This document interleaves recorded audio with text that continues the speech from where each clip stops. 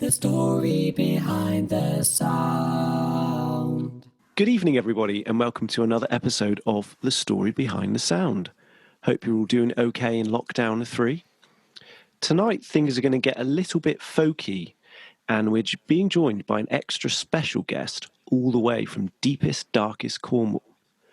But before that, let me introduce you to my co-host, Drew Salida, a.k.a. Sailor Jerry, a.k.a. Microsoft Teams. Good evening, Drew. Good evening, Alex. Very good to see you and to be here again. Yep, I'm on my.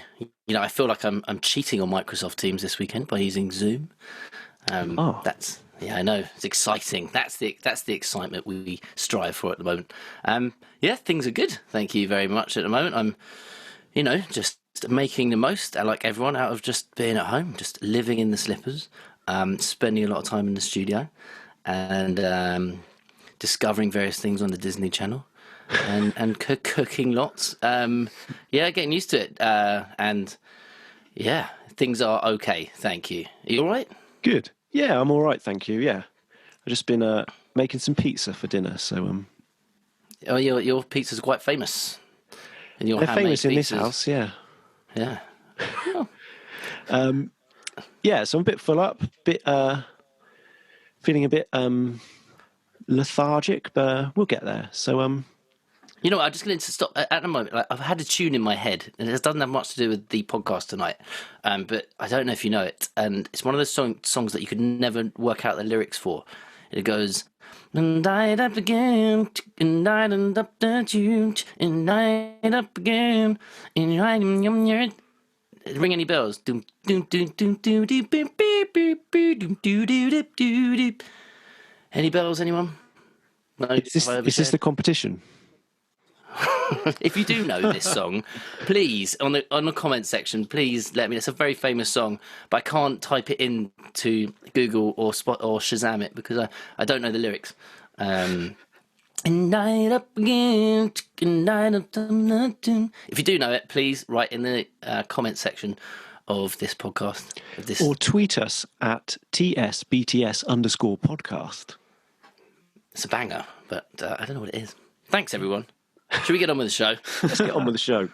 So as I mentioned, we've got a guest tonight, and we're going to loosely dance around the word folk, and who knows where we might go. So for tonight, we're going to be joined by Ross Millar, a.k.a. Sir Leslie of Rotary, a.k.a. the composer of our very own jingle. Hit it, Drew! You've heard the sound. Now here is the story behind the sound. Hello. Hi, how's it going? That was me. It was you. Well done. Thank you. Thanks. Thanks very much. And thank you for having me on this esteemed podcast. I know you've been a fan for quite a while, Ross, and you've had to wait, haven't you, to get on? In fact, so long. You had to torture. But once you wrote us a jingle, it was the least we could do. Is exactly. Have you on. Burn my spot. For any future applicants for the podcast, just write them a jingle, and they'll get you on there straight away. Quick, smart. It's easy. Just write a jingle. Any old rubbish. Send it to them. Bish bash bosh. Front of the queue. There you are. I've got to say, I even listen to this jingle sometimes outside of the podcast. Love it. Yeah. That's unprecedented. Love it. Great jingle. So thank you. You're very welcome. I'm always happy to contribute to something. We think it's made us, our outfit here, much more professional. And, not sure if the listeners would agree with that, but... Tell us in the comments below or tweet us at The Story Behind the Sound. We already said the address. I can't remember it. It's TS. See, we haven't quite got our professionalism sorted, but we're going to play this jingle as much as possible during this podcast. So if you don't know it by now, you will know it by the end of it. Yeah, definitely. I interrupted the Twitter handle, but we probably all know that by now, right? Yeah, it's TSBTS_podcast. We really want to get up to like double figures of followers, so please follow us. So after all that big intro, we're gonna hear a lot more from Ross later, and I'm looking forward to that because you've got some treats in store for us. But before then, we're going to kick off with some music, which we're kind of loosely trying to fit around that same thing of folktronica, maybe. I don't know. Alex, what are we going to start with? Okay, so I'm going to start things off. There's no bird song in this track, but it's still a good one. So I'm going to play a song by a band called Mishra, who are a band from Sheffield, and they're actually friends of mine. I've been lucky enough to actually dep for them on bass a couple of times, which has been brilliant fun, and I've just about kept up. But they are, well, they're a trio, really, but they often perform as a duo, and they're sort of, they play a lot of the folk circuit, but I think they're a bit more than a folk band. They do have an element of sort of traditional folk in there, but they also infuse Indian rhythms. They use a lot of tabla and things like that.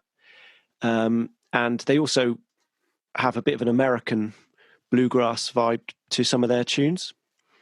But the song I want to play is their latest single called Wiser Hand. And they released their first album December 2019, and then this single they released in the summer. So I don't know the ins and outs of how it was recorded, but I'm imagining that quite a lot of it was kind of recorded. It's a real product of the lockdown, I think. Sort of people were across different places recording bits and submitting them, and they actually expanded the group for this one. So the core band is Kate Griffin on banjo and vocals, Ford Collier, who plays guitar and whistles and tabla, Joss Manhazel on double bass, who I believe also is a multi-instrumentalist, but in this group he plays double bass. And then they have a percussionist called John Ball, who I've never actually seen them play live with him, but I think on this track he's playing the Indian percussion. But when they play live, Ford often does that. And then it also features Alex Garden from the Dry Stones on strings, a Bristol musician, a great Bristol musician.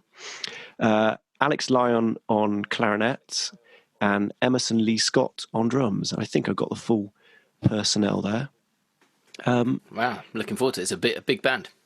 Yeah, I was going to ask if there was any crossover, because the moment you said folk but with tabla, I thought, okay, Dry Stones. That's what I'm going to talk about. But yeah, they're in the band. Yes, I think I'll just cue it up and we'll have a listen. It's quite a new song to me, to be honest. I had a copy of their album, but I must have missed it when this was released, and I knew I wanted to play some Mishra on this show, and so I was listening through the album and I noticed they'd actually released a single that I'd missed. So yeah, I've chosen this one. So I'm just going to cue it up, and then Drew, you're going to give us a little taste of the jingle, I believe.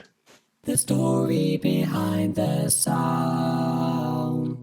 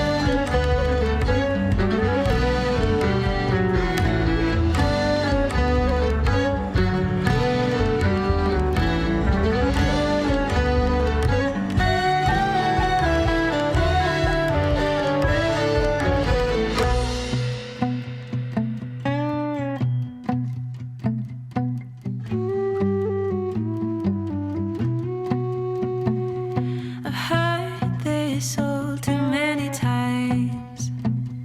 Sound of a tired tongue. I've heard you sing all along.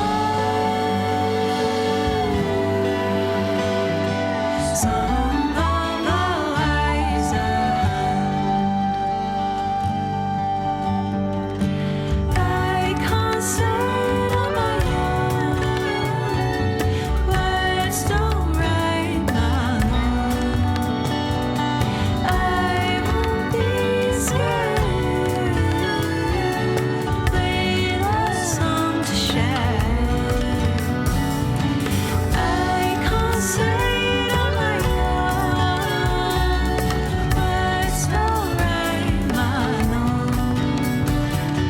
I won't be scared. Play a song to share.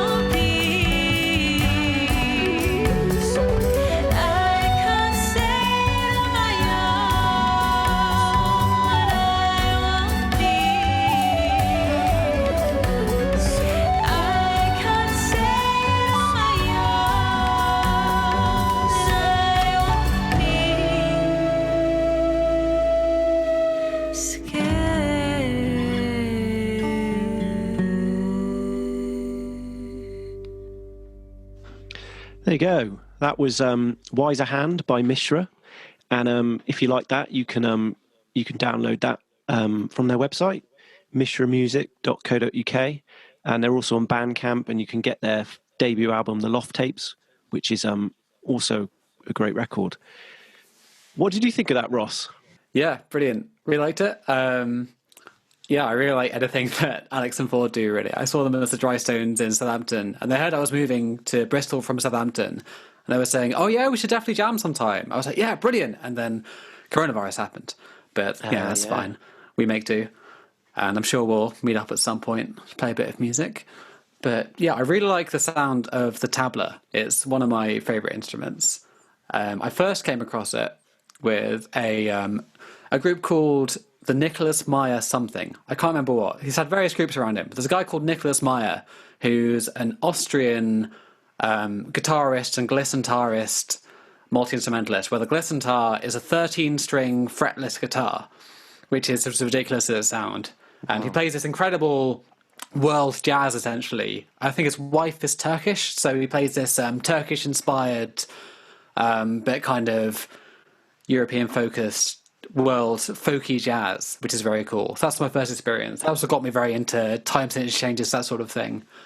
But it works really well in all kinds of music, and particularly in folk, I think. It just blends so naturally together. And the flute over the top of that was beautiful, I thought. Do you guys know what type of flute that was? I was like the traditional Indian flute. Do you know much about that? Ross, I think it is a whistle of a sort. Because I know the term bansuri, but I don't know much about that. Whether it's a pansori flute, or is you guys seem to know more about this band? Is it a whistle flute, or it might have? I'm not actually sure. It might have been a low whistle. It's funny how these instruments from different places around the world all kind of, it's like convergent evolution. They develop in the same sort of way to have a similar sort of sound. So yeah, it's kind of, when you get these blending of styles, you realize, well, actually they're not so different. It's sort of hard to tell one from the other, really. Yeah, I love that climax at the end with there were some strings in the background, and the flute was going off the top, and the vocals were kind of, you know, in their kind of climactic point. Yeah, it was a great track, Alex. Definitely. Good. I'm glad you liked it. Sound. So I think we've had that was a great start with some good modern British folk with different elements from different places, which, it was definitely eased us nicely into today's theme of folk with interesting aspects to it.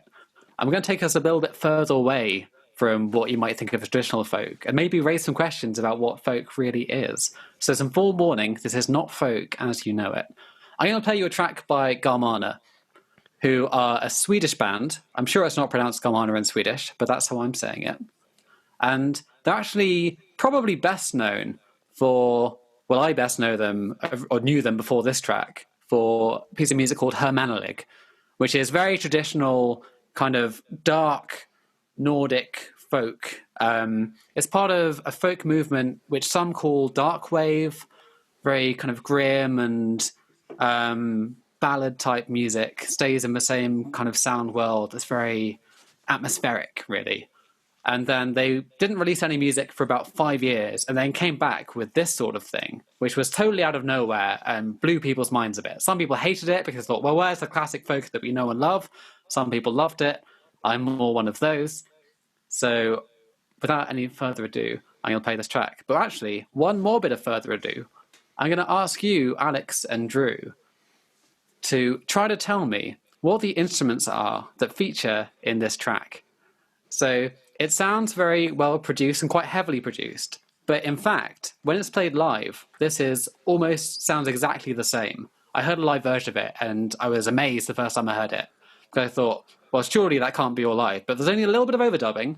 Most of it is played live on acoustic instruments, so try to tell me what you can hear. Ooh, turn the tables, Ross. Turn the tables. Look how exciting. Hang on one moment, please. You've heard the sound. Now here is the story behind the sound.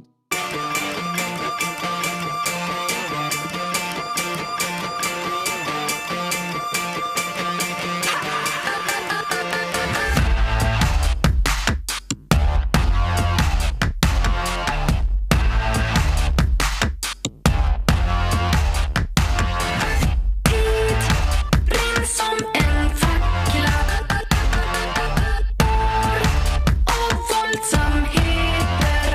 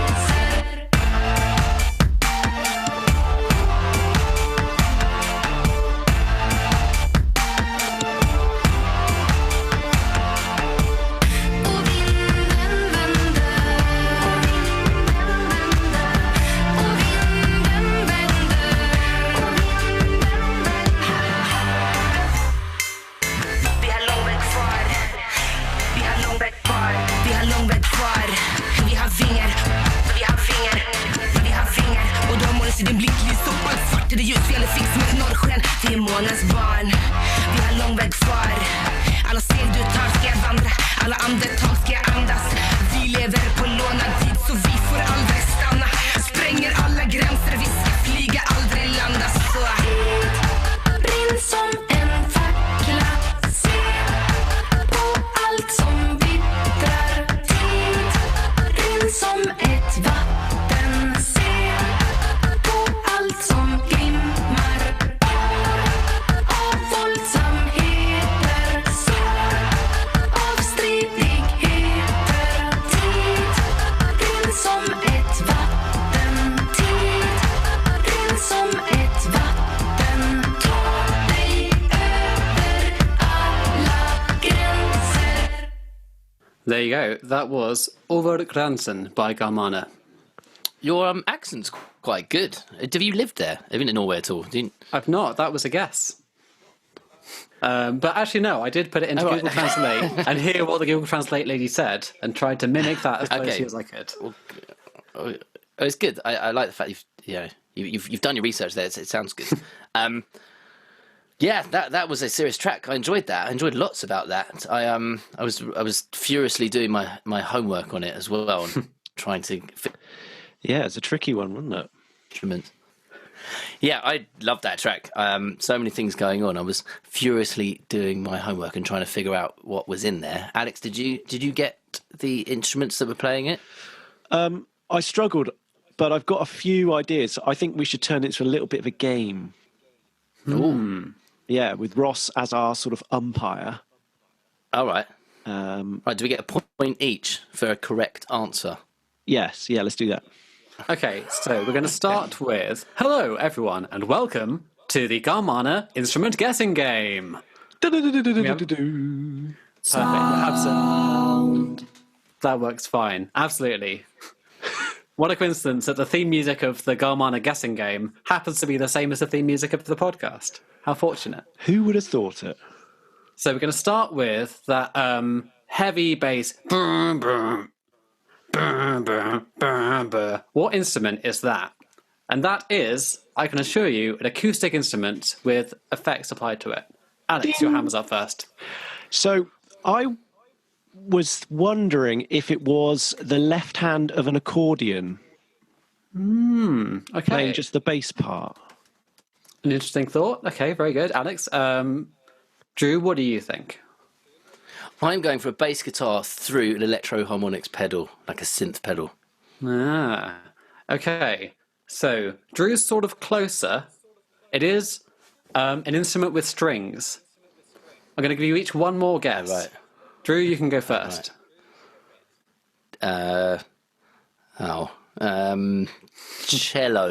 Cello. Cello through a pedal, Okay. like a synth pedal with cello.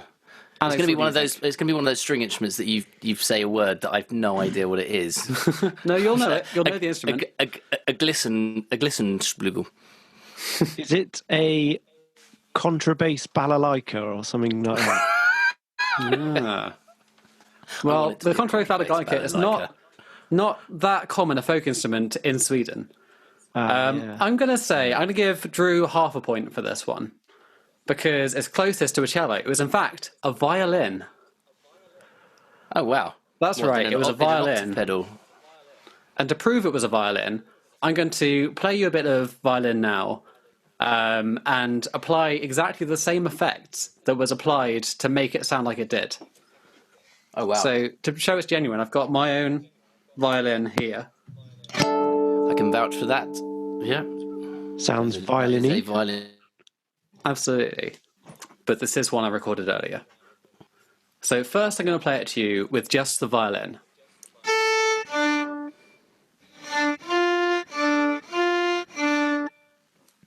Okay, so I took my first ever online violin lesson today, so be gentle. I did it particularly for this podcast. I hope you're impressed. And now, Very the first impressed. thing we do is apply either 2 octave pedals or 1 sophisticated octave pedal. So I did it as 2 octave pedals in Logic, one at 66% an octave down and 33% the same octave. and then another one at 75% an octave down and 25% the original octave. So that gives us...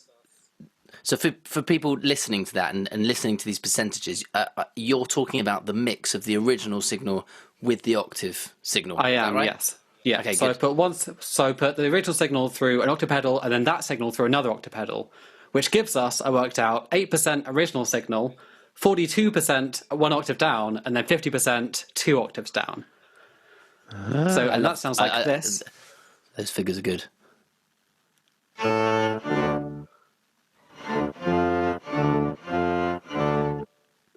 Okay. And then what we do to that sound is we add a little bit of fuzz to make it sound a bit distorted.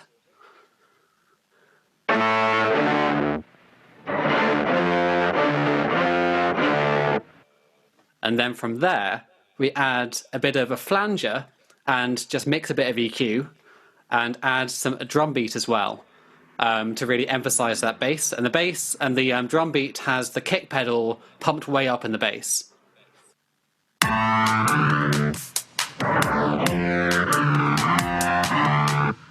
And now we can compare that to the original track.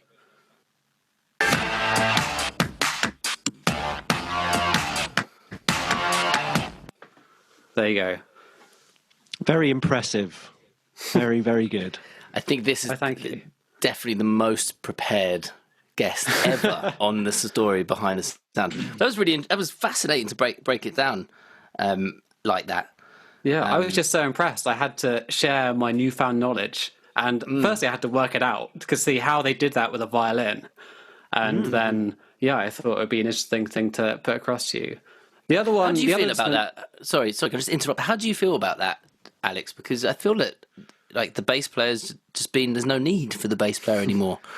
How does that sit with you? Yeah, I think I'm okay with it. I think that it doesn't. You're still playing a bass line. You're playing the role of the bass. It doesn't really matter what instrument you're doing it on. I'm sure when the bass guitar came out, there were some double bass players who were a bit like, "Who are these guys taking our jobs? Coming over here, taking our jobs?" But and then when synths came out, the bass guitarists had a similar feeling. So yeah, I think it's just It's the way of the modern world. Step on that territory. There you go. Yeah. There you go. Just sorry, Ross, I cut you off. What else were you going to talk about? Well, on that. Yeah, I'm a bass player as well. And I thought, you know what, I got to ride with the times. I got myself a cool little modular synthesizer, and I've now got myself a violin, because apparently that's now a bass instrument too. So gotta go with the times or you get left behind. Can't be a Luddite. I'm going to give a shout out for a pedal we mentioned on the podcast a while back, the Digitech Whammy pedal. That is a classic octave pedal that we talked about with Tom Morello a while ago when we were talking about Rage Against the Machine. Yeah, when he was on. Yeah, exactly. But if you are looking at pedals and wondering where to start, that's one of the classic pedals. Yeah. And you did that demo in Logic, was it? Using plugins? That was in Logic, yeah. Just using Logic's default. Firstly, the pitch modification, and then just a pedal board. Top tips there from the jingle master himself, Ross Millar. Yeah, I love that. And so now, the second half of our quiz. Yeah. Yeah, so this bit I'm less prepared for because I'm afraid that this instrument, I'm halfway through making one. So there's a clue for you. So I can tell you that there was an electric guitar in there, there was a drum pad in there, and there were obviously vocals and then overdubbed vocals. Drum pad. Very nice. See there? Written. Yeah, and really interestingly, a good important thing to note is that the drum different parts were panned across the they're really interestingly imaged, so anyone listening in stereo headphones will be able to tell from that that's kind of the do do do do do. You can hear it all around you. It really immerses you in the sound, which helps with it kind of this crazy atmosphere that they create and bring you into, particularly if you watch the music video as well for that, Over Grandson Garmana. It's a really cool video, which puts across the message of the song, which is all about humans destroying beautiful things. Maybe we'll put this into the comments or the blurb for the for the YouTube upload. Absolutely. I'd like to watch that. I'll be honest, I'm out for any other. I wrote drum pad, viola, rapping, keyboard. That's it. That's my. Have you got anything else, Alex?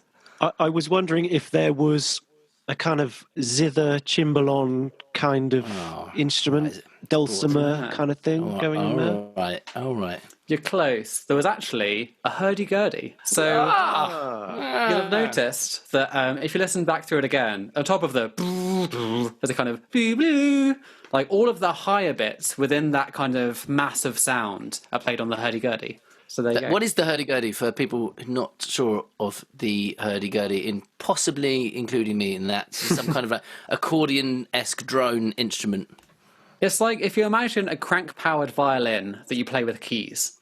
So rather than using a bow, you have essentially a wheel that's covered in rosin and a crank that you use to turn that wheel. So you're constantly making a sound, which makes a kind of drone, like a bagpipe. And then on top of that, you can press keys to engage the strings as well, so to play different notes. So rather than pressing down your finger to fret notes, as you would on most stringed instruments, then on the hurdy-gurdy, you play keys that hold them down for you, and that pushes them down so that they're also moved by the wheel. Yeah, it's a really interesting instrument. Alex definitely gets at least half a point for... I don't know. Well, all I'll I give you know a is third of a point. we look like complete Luddites now, Drew. So I might as well just say, Ross, what's happening next in the pod? So I'm going to hand over to you. Right then, so it just makes you think, doesn't it? This track, is it folk? Because it's played on a hurdy-gurdy and the violin is played by this Nordic folk band. And so I had a really interesting discussion with my girlfriend who's Polish about what folk is. Because she was saying, oh, no, like that, like Bob Dylan and all of that nonsense, Ed Sheeran, that's not folk. That's modern music. That's modern indie. I was saying, well, is it? And so it's kind of what she considered folk was more like what we might consider early music, like medieval type of music. And I know that in Germany, they're very into, or at least were very into medieval music as well. And it raises some interesting questions about what folk music is, because if you take the most literal definition, folk music is the music of the people. So, is punk folk music? Could that be argued? So I think that it raises interesting questions. Is it just what you do with folk instruments, what we consider folk instruments, and is it an evolving term? What do you think? What's folk? I think you're right that you could consider a lot of genres as folk, but a lot of genres are already pigeonholed somewhere else. I think that's why folk ends up being its own genre, but really you could argue that pretty much everything could fall into the folk genre. I think of folk as I don't tend to think of Dylan so much as folk. I tend to think of, I suppose because I've done the folk festival circuit quite a bit, so I think of people that are writing new music. I think a big part of folk music is about writing new stuff from that tradition. So people playing traditional instruments, but using it, not just playing tunes. They probably part of their set they would incorporate tunes, but there's an element of like combining that with sort of poetry and storytelling and telling a story a lot of the time as well. So I think of it more as, which is ironic because I just said I don't think of it as Dylan, but I don't know. Yeah, real ale. Yeah, I really like what you said of like this continuing idea of tradition, of this unbroken chain of the music of people and the instruments that kind of pass down, and yet they can be kind of a bit modernized and enhanced, and people put their own spin on it. And so, it's like an ongoing story that's passed from person to person, from group to group. Yeah, That's you a good said way to that think of it. so much better than I did. So I like what both of you said. I like that Alex, you're talking about like folk to you is what's happening now. People writing new music now in the modern era rather than just pigeonholing it in the past. And I just think there's always going to be people that are unhappy You know, and when you were introducing that track before, Ross, you were talking about, you know, people were happy when, what was the name of the band again? Sorry? Garmana. The previous band. When Garmana released this track, they were just infuriated. You know, Yeah. the people who were into their previous album. Immediately I was like, oh, right, when Dylan releases Electric album. Yeah. And that same type of thing is there's always people going to be unhappy, you know, and going to talk about it. And you're not doing this, you're not doing that. And the fact that we're here talking about what is folk, you know, and we're giving our opinions, and you know, but at the end of the day, does any of it matter? Because we're going to listen to some good music, you know, and folk music is, I think you said it, is you know, music of the people. And you know, I just happen to grow up in Britain, so I've listened to a lot of you know. British folk music, traditional folk music, and you know, we played some Richard Thompson and things from that, you know, kind of ilk. And I've, you know, been into some other, you know, Scottish and Irish music, and that's, you know, pigeonholing it into that. Oh, that's folk, well, you know. And then, but there's, you know, to sell music, you need to put it into boxes and categories. So we go, all right, it's world music now. It's world music because it comes from a place that isn't Britain. So therefore, it's in the world. You know, like, you know, it's all rubbish, to be honest. You know, there's people making music because they feel it, and you know, they're either telling a story or they're a part of a tradition somewhere. So you know, I think talking about it is sometimes actually pointless, and it's just good to listen to it and go, oh, I felt something that I was connected to what you were feeling. Great, Absolutely.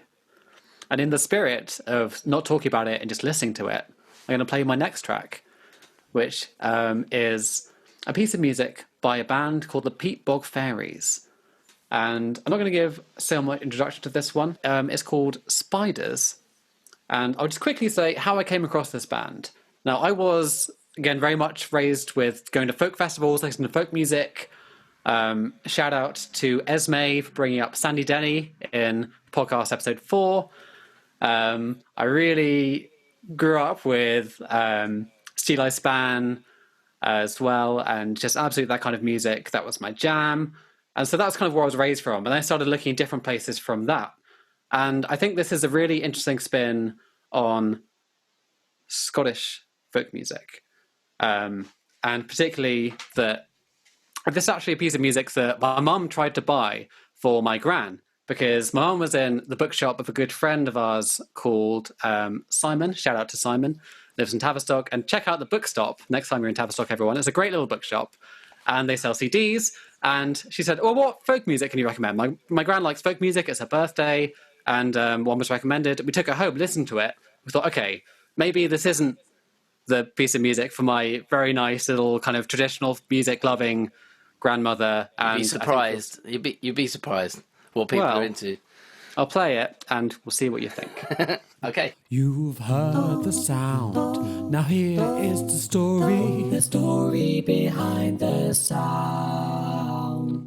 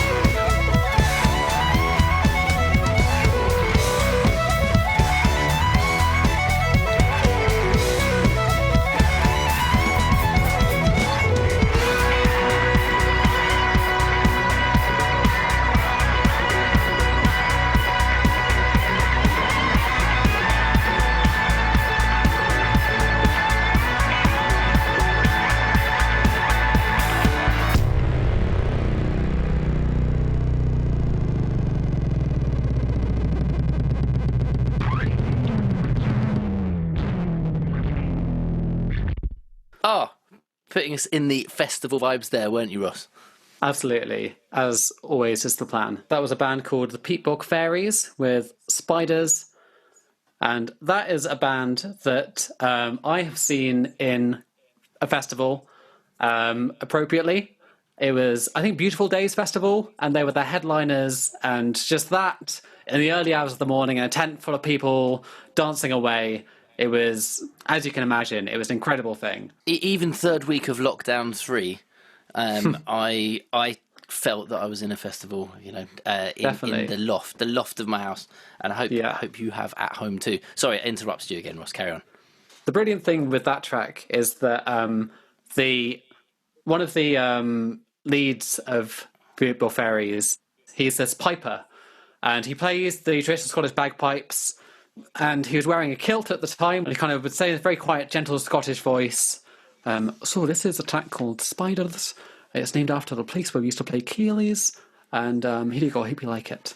And then he just pick up these bagpipes, and then these beats would pump out through the tent that we were in, and I reckon he took a lot of joy in kind of putting across this kind of, it's a very respectable folk musician, and then behind him, all of it's going on.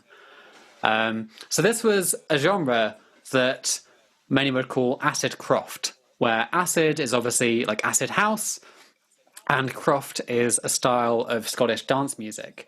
And I'm sure that the comments now are full of people furious with me for referring to acid croft without talking about Shughla Nifty. And Shughla Nifty are, of course, the originators of the term acid croft, which are another very popular Scottish band who blend genres. Shughla Nifty you may know from being the Celt component of the Afro-Celt sound system, which is a brilliant, again, very influential band. The Peatbog Fairies and Shughla Nifty have run sort of in parallel as the pioneers of this genre, of this blending of Celtic music with dance music. And I think it's brilliant, really. I think it works so well. This kind of production with samples, blending with the live folk music, I think is exactly what folk music needed for the modern day. Because a lot of it is essentially dance music. This album is entirely instrumental, and most of it is based around dance of different types. And what makes people dance nowadays? You just look into the clubs and you see people dancing for hours and hours on end. And so why not combine that with what made people dance 100 or 200 or 300 years ago? I realised sort of halfway through that I'd also seen the Peatbog Fairies at Folk Festival. I think it might have been Village Pump. And as soon as I realised that, I could sort of smell the field and I was right back there. And it might be because I haven't washed my hair for a few days as well. That probably helped. But because that's not the sort of music that I personally listen to unless it's live and, you come across it at a festival when you're in the mood. So it was really quite fun to listen to it here, in January, and as, Glastonbury's just been cancelled and things like that, sort of remembering that festivals were a thing. I'd sort of forgotten about them. But thanks for sharing that, Ross. That was a great choice. You're welcome. And it's been really interesting to hear you talk about music. And obviously, the demo sort of caught us by surprise. It was amazing, and you've really set the benchmark for guests quite high now. So I'm not even sure who we've got on next. We do know who we've got next. We booked it, and we'll talk about it in a moment. Ross, can I just also say, do you have anything to promote? Have you got any music? Have you got any places where people can find more about Ross Millar, the Jingle Meister himself? For the moment, I've got things in the works, and if you want to commission me to write any music, head to rossmillermusic.co.uk. But in terms of actual music, highly recommend commission Ross. Definitely. And I accept payment in appearing on your podcast, apparently. We've lucked out, really, with this one. You're definitely worth more money than just an appearance on this. Carry on. We're so Ross Millar Music. rossmillermusic.co.uk. Yeah. When it comes to actually promoting live music, then I haven't got anything out right at the moment. So I'll instead refer you on to Harriet Riley and Alex Garden. I've got a great little folk duo. They recently released Sonder, and it was nominated for Youth Folk Music Award. I haven't heard the results of that, but I know they're in the runnings. So, check out Alex Garden and Harriet Riley.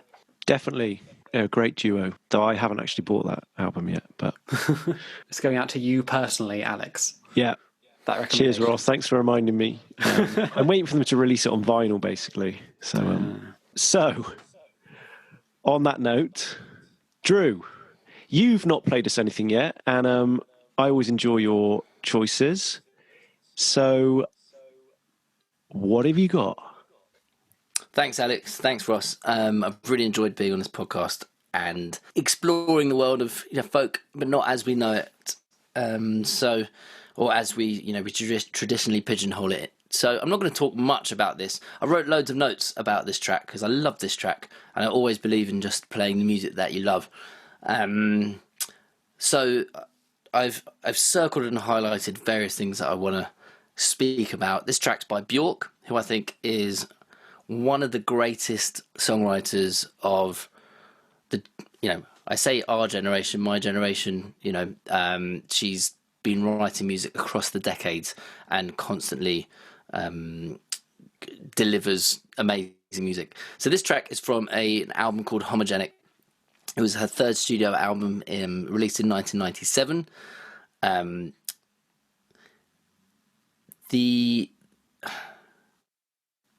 just thinking about what we've talked about tonight and talking about folk music being just music of the people. This is sometimes called a sonic picture of Iceland, where she's from. She wrote the string arrangement herself. There is a backdrop of electronica in there. She said that the beats in this are the rhythm, the heartbeat, and the strings create the kind of the atmosphere and the colouring of it. She worked with a number of producers on this album: Marcus Draws, Howie B, and others. There's lots to think about it. A weird fact about this album is that Wu-Tang were almost involved in producing a song for her. She wanted to get a song by Wu-Tang on this album, but they were so busy with their album Wu-Tang Forever that they couldn't get involved, but they were going to. But anyway, this is the story behind the sound, and Björk herself says the main story about this song is she's talking about the beauty of being in a state of emergency, and she thanks the person for putting her into that state. So there's lots going on in here, but that's the essence of the song, like feeling in a state of emergency, and her being really grateful for it. We've got the Icelandic string octet in the background. There's some beautiful moments in it. I'm not going to talk anymore. This is Yoga from Homogenic by Björk. The story behind the sound.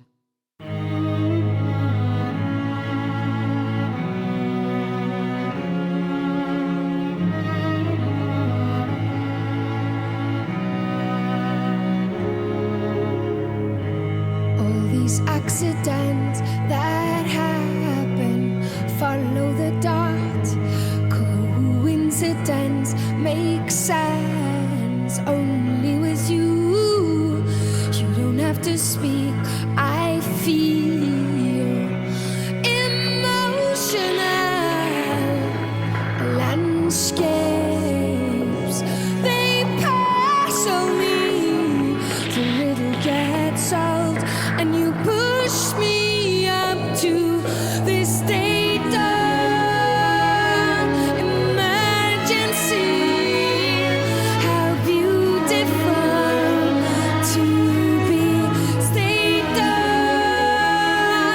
emergency is where I want to be.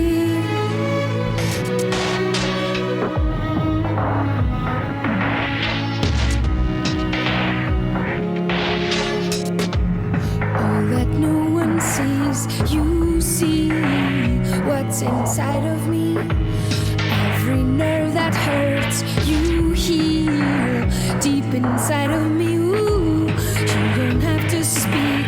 I feel emotional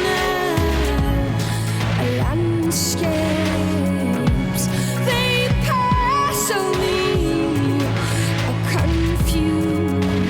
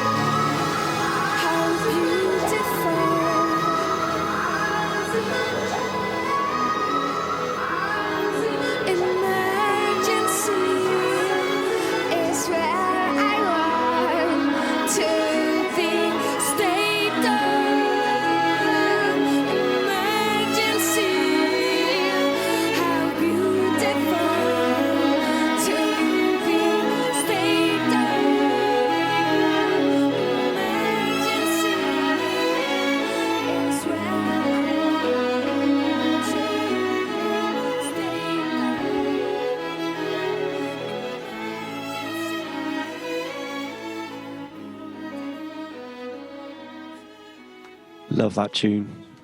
Brilliant choice, Drew. So glad you played that. When you said Bjork, I was like, fingers crossed. There's a few from that album that we could have played, but that just gets me every time. Yeah. So shout out, I just learned something tonight when I was researching it, that she didn't write the lyrics of that song because she just felt she couldn't encapsulate the feeling that she wanted to state about her homeland and this, this state of emergency. And it was written by someone called S.J.O.N. Sion, I think. And it's basically a love song. It's a love song for her homeland and for just putting her in this, just being in that uncomfortable state. I thought that was really interesting. Anyway, do you guys enjoy that? Obviously, do you know that song? I know that one from a cinematic orchestra compilation called Late Night Tales, actually. Oh, right.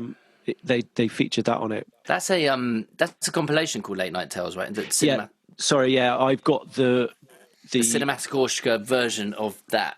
The issue of Late Night Tales that the cinematic orchestra did. Yeah, I remember that compilation. There's one by Faithless and like loads of people. James Lavelle. Yeah, have all done that. Yeah, it's a great compilation. Yeah, it's got some great. No, go check it out. That's great. That's like proper 2010. Good music. But anyway, that's so 2010. Yeah, I it's nice that it had the. I know that it's not all considered Scandinavia, but I'm going to use the term sort of Nordic and sort of link it to your first track, Ross. Mm-hmm. And because I could hear, I'm not sure which came first. I think the Bjork track came out before your choice, Ross. That's just my gut instinct. It's 1997 was Bjork. Yeah, mine was fairly recent, I think. But I just wondered, basically, what you thought of it, Ross, and if you've heard a similar kind of link there, or maybe it's just because it had electronic drums, and I'm just clutching at straws. I don't know. Anyway, what did you think? Yeah, no, I think so. Definitely, it's that kind of. You get the really interesting contrast between the very lyrical vocal style, the very kind of smooth lyrical vocals, and that kind of crunchy. I don't know if crunchy is often used with rhythms, but like the kind of the way that the drums really drives and gets your attention. I think that works really, really well. And in fact, this track makes me think of Aurora or Aurora, probably to say it more properly, who is a really, really good singer. I think of her as a young singer, but she's actually older than me. But I think she's a Norwegian singer. You may know her from the backing vocals for Into the Unknown from Frozen, the little Thea Siri. But she's headlined Coachella. She is a brilliant singer. Sorry, can you say her name again? Because I've listened to that film soundtrack at least 3 times in this lockdown. What's her name? Aurora. Oh, right. As in the Aurora Borealis. Yeah. Yeah, she's a brilliant singer. Definitely worth checking out. I think her album was Running with the Wolves. Was her debut album. It's brilliant. Worth listening to. Amazing voice. But yeah, she's got a similar thing of this incredible, but quite gentle, and it feels like quite a kind of tender and I guess volatile could be a word. I'm just throwing words out. No, it's good because there's loads of volcanoes in Iceland, so that's good. Definitely. So the crossover is there, I feel. I've been to Iceland, so I feel like I'm qualified to speak about this on a school field trip. But yeah, definitely. there's crossover there, I think. And I really like what you said as well about, because I think often a singer can sing something really powerfully and really with a lot of sincerity, even if they didn't necessarily write the lyrics themselves. And often you can be surprised you can hear a singer sing something so passionately. I remember hearing an interview with Sia, the singer, or Sia, I can never remember how it's pronounced. She wrote the song Titanium, which obviously became very, very popular And she, at the time, when writing it, I remember seeing an interview with her, she said that, well, she thought it was like another cheesy pop song. You know, she was like, well, this is just, you know, a source of income for me. I can write this cheesy pop song. And then she heard these school children talking about the song that she'd written. And she said, yeah, I love the song Titanium. It makes me feel so powerful. It makes me feel like I can do anything. I feel, you know, really strong when I hear that song. And she said, wow, okay, actually, this has given me a whole new perception on this song that I've written, because, you know, I just thought I was writing cheesy pop, but it can affect these people so much. And, you know, the way that it was sung as well, obviously the way it was performed was amazing. And definitely, like, it's kind of important to think about when you're singing a song, the influence it can have on people. When you're writing a song, the influence it can have on people that can go beyond even what you've written. The kind of the concept, like the death of the author. Once you've written a song and put it out there in the world, you've lost control of it. It's in the ears of people. It's in the eyes of people. It's up to them what they do with it. And if anyone here requires any songwriting services, I've written lyrics before, and you can go to rossmillermusic.co.uk. I charge very reasonable rates.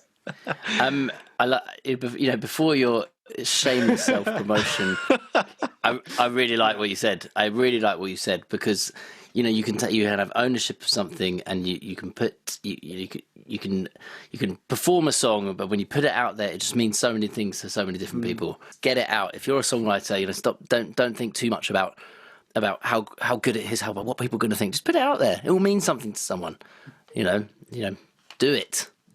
That's interesting. We've stumbled upon songwriting because I'm not sure if we're going for a songwriter theme, but we've certainly got quite a prestigious songwriter as our guest, haven't we, Drew? It's a good segue. We are doing we are absolutely doing a songwriter theme. Now, who knows what she'll bring, but the esteemed songwriter Eva Abraham, who's been writing songs for a long time, and we're really, really excited to have her on next time on The Story Behind the Sound, and she's going to bring her story for the songs that she's written and what's influenced her as well. So Eva Abraham, next time, watch this space. Look forward to it. Yeah, can't wait. Okay, so Can I just say before we wrap up, because I feel like you're on a wrap up voice. That looks like a wrap up voice. I was just filling that dead air you left us with. Oh man, we can do it again. No, it's great. It's good. I liked it. Okay. So next time, Eve Abraham. But Ross, can I ask you that in the future, if we need a demonstration of how the sound was created, are you okay of coming back on and demonstrating a sound if we prepare you for it and go, Ross, how was this sound created? Because I loved what you did tonight. Absolutely. Yeah, is that all right? Yeah, definitely. As long as it means learning a new instrument for it, because that worked out great for me. Okay, good. We've got you on speed dial.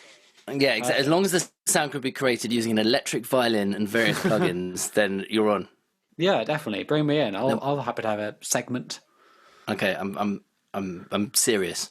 But yeah, we need some more. How's this sound created with Ross Millar?